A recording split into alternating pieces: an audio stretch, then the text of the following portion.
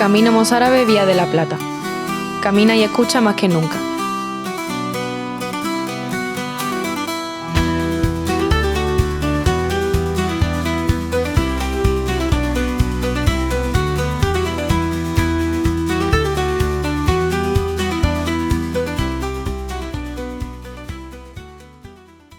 Hola de nuevo, somos Andy y Noa, que no Andy y Luca, y te damos la bienvenida al segundo episodio de nuestro podcast sobre el Camino mozárabe Vía de la Plata.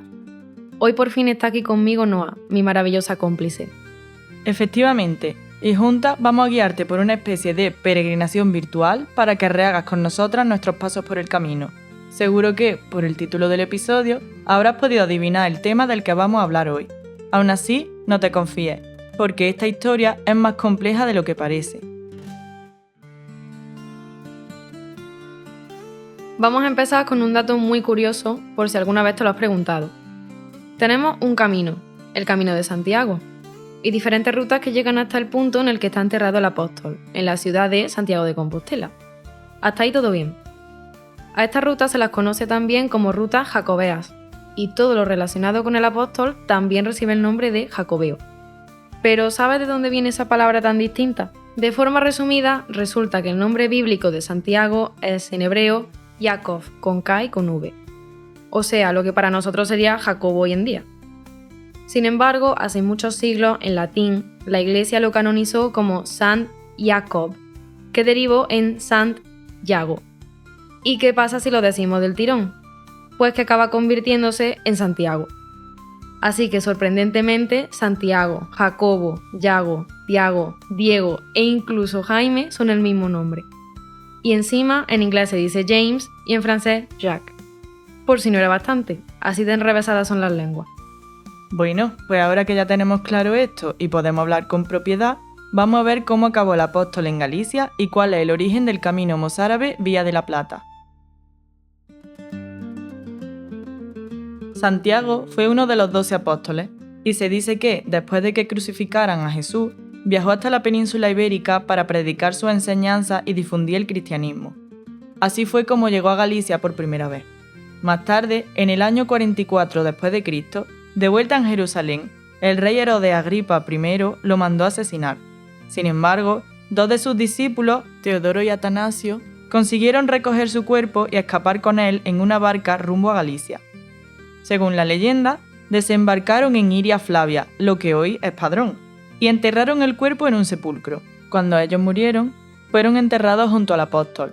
8 siglos después, en el siglo IX, un ermitaño llamado Pelayo, atraído por el resplandor de unas luces en el cielo nocturno, avisó al obispo Teodomiro y juntos descubrieron la tumba al llegar a aquel lugar. Sorprendidos, dieron aviso al rey, Alfonso II, quien se convirtió en el primer peregrino de la historia. Cuando el rey verificó los rumores, ordenó construir lo que sería la primera catedral de Santiago y trasladar allí los restos del apóstol y sus discípulos. A partir de aquel momento, la catedral se hizo extremadamente famosa en toda Europa y hubo que hacer varias ampliaciones hasta construir el edificio que conocemos hoy en día. Pero espera, que la historia no acaba ahí. En el siglo XVI decidieron esconder de nuevo los restos de Santiago por miedo a las amenazas del pirata Francis Drake. Sí, un pirata de los de verdad. Vamos a dejarlo en que no se llevaba muy bien con los españoles. El problema es que estaban tan bien escondidos que nadie fue capaz de volver a encontrar la tumba hasta el siglo XIX.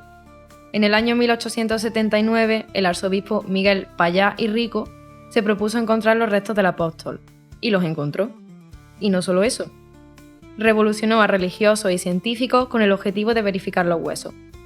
Al final, en 1884, el Papa León XIII confirmó que eran auténticos y que pertenecían al apóstol y a sus discípulos, lo que volvió a despertar el interés de peregrinos de todo el mundo. Y, por ahora, los restos siguen descansando en paz.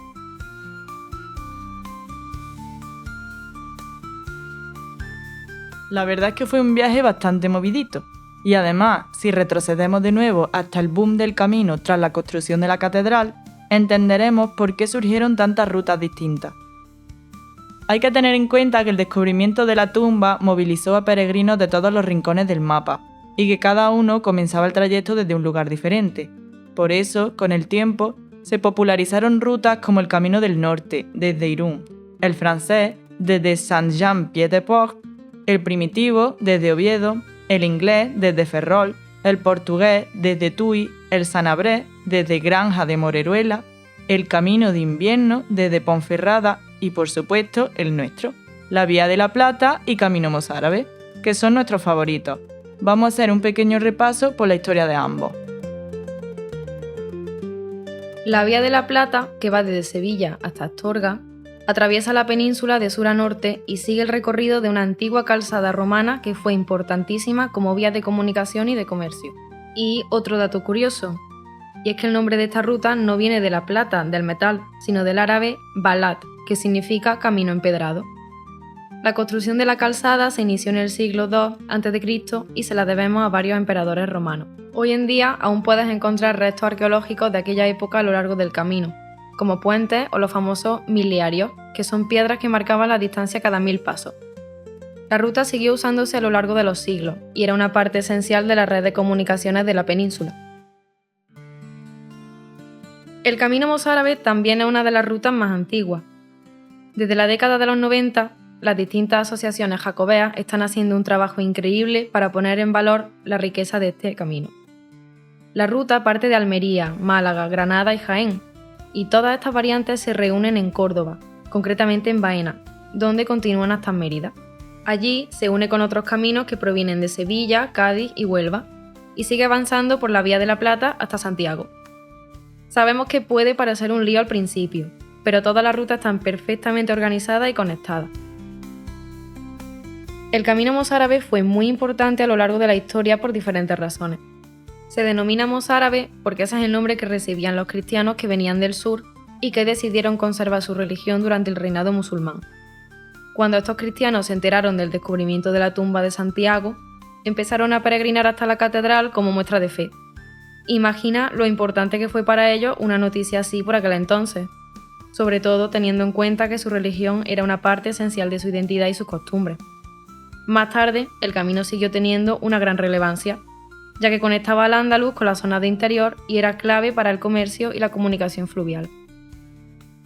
Así que, por todos estos motivos, la estrecha relación que existe entre la ruta del camino mozárabe y la Vía de la Plata hace que vayan de la mano y que no podamos concebir la una sin la otra, ya que comparten muchas características históricas, culturales, paisajísticas y patrimoniales.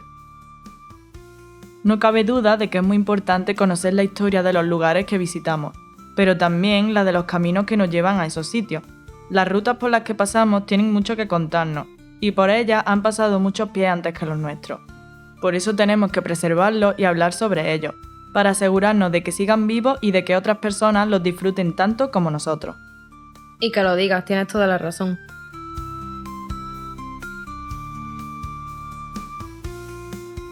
Bueno, después de este repaso a través de la historia, ya tenemos todo el contexto necesario para volver al siglo XXI y hablar del camino en la actualidad. Así que ya sabes, si quieres escuchar todo lo que nos queda por contarte, te esperamos en el siguiente episodio, que esto no ha hecho más que empezar. Camino mozárabe Vía de la Plata. Camina y escucha más que nunca.